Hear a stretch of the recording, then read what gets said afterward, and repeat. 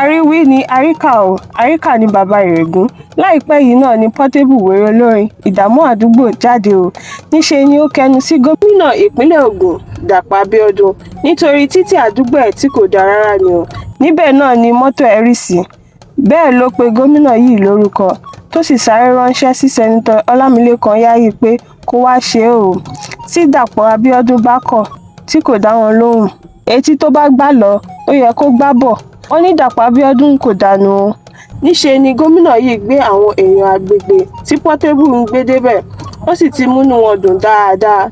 ẹ wo fídíò yìí kí ẹ lè mọ ohun tó ń ṣẹlẹ̀.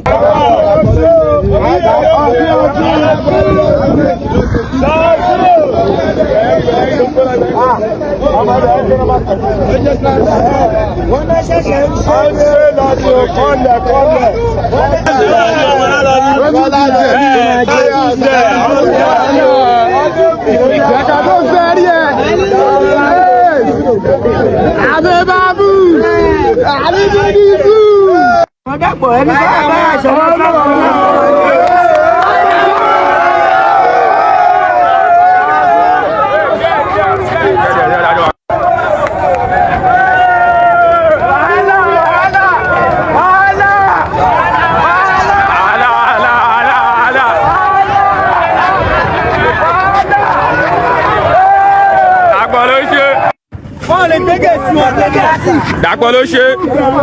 Ogun State.